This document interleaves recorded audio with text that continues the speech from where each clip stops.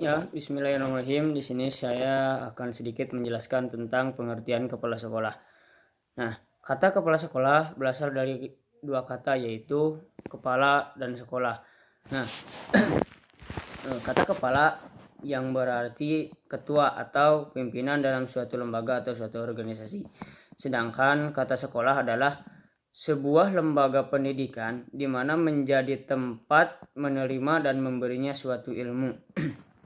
Nah, itu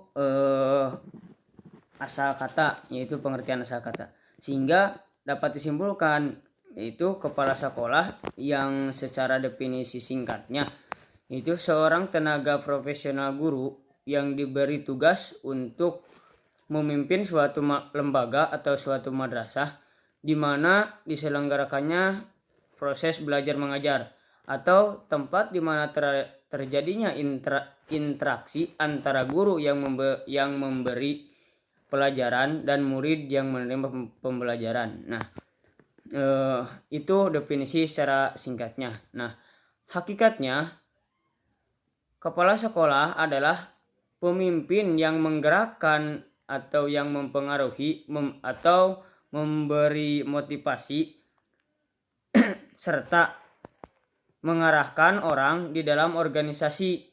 Yang dimaksud orang di sini yaitu para guru di dalam suatu organisasi atau di suatu sekolah, di suatu madrasah,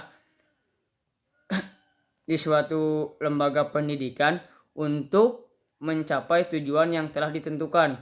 Jadi kepala sekolah ini tugasnya yaitu memberi pengarahan, memberi motivasi, memberi arahan kepada orang yang ada di suatu lembaga tersebut, atau di dalam istilahnya lah kepada para guru, memberi motivasi agar apa yang direncanakan, apa yang dicapai itu sesuai dengan target yang diinginkan.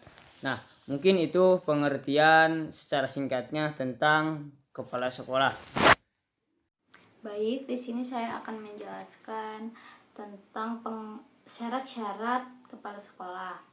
Adapun syarat untuk menjadi kepala sekolah yang diimplementasikan dalam bentuk syarat pelatihan berdasarkan Permendikbud nomor 6 tahun 2018. Yang pertama, memiliki kualifikasi akademik paling rendah sarjana S1 atau diploma 4 dari perguruan tinggi dan program studi yang terakreditasi paling rendah B. Kedua, memiliki sertifikat pendidik. Ketiga, bagi guru negeri sipil memiliki pangkat paling rendah penata golongan ruang 3 atau C. Keempat, pengalaman mengajar paling singkat 6 tahun menurut jenis dan jenjang sekolah masing-masing, kecuali di TK atau TKLB memiliki pengalaman mengajar paling singkat 3 tahun. Kelima, memiliki hasil penilaian prestasi kerja guru dengan sebutan paling rendah baik selama 2 tahun terakhir. Keenam, memiliki pengalaman manajerial dengan tugas yang relevan dengan fungsi sekolah paling singkat 2 tahun. Ketujuh, sehat jasmani, rohani, dan bebas nafza berdasarkan surat keterangan dari rumah sakit pemerintah. Kedelapan, tidak pernah dikenakan hukuman, disiplin sedang dan atau berat sesuai dengan ketentuan perundang-undangan.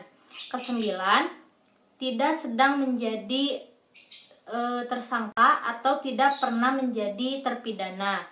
Dan yang terakhir, ke-10, usia paling tinggi 56 tahun pada waktu pengangkatan pertama sebagai kepala sekolah. Bismillahirrahmanirrahim. Di sini saya akan menjelaskan tentang fungsi kepala sekolah sebagai administrator pendidikan, di mana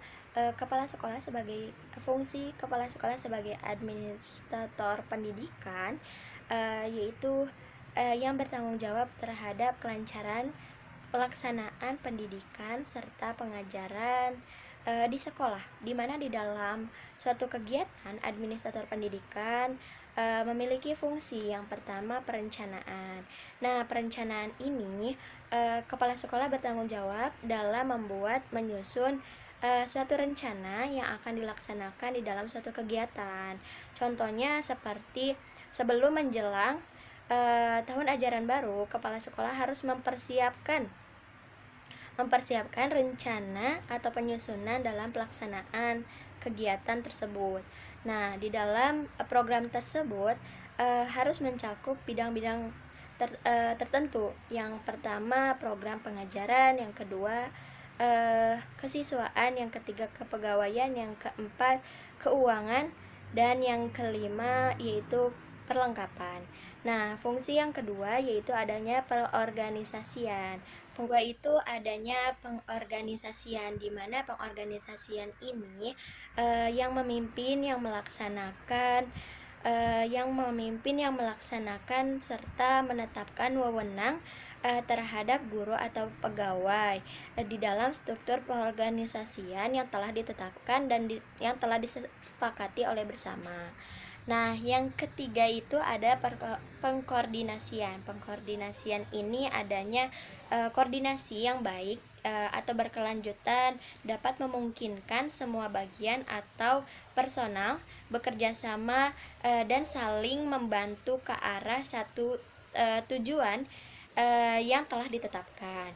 Nah, yang keempat itu ada kepegawaian. Kepegawaian ini dalam mengelola kepegawaian ini adanya penerimaan atau penetapan guru atau kepegawaian serta pembagian tugas atau guru.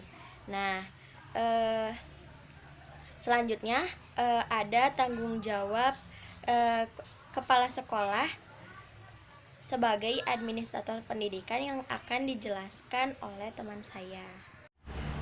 Oke, selanjutnya tanggung jawab kepala sekolah sebagai administrator pendidikan. Nah, yang pertama, kepala sekolah harus melaksanakan perencanaan. Nah, dalam administrasi, perencanaan atau planning mutlak diperlukan. Perencanaan yang perlu dilakukan diantaranya adalah membuat program tahunan. Nah, di dalam program tahunan tersebut adanya program pengajaran, kesiswaan, keuangan, dan lain-lain. Nah, selanjutnya kepala sekolah harus menyusun struktur organisasi. Organisasi memainkan peranan penting.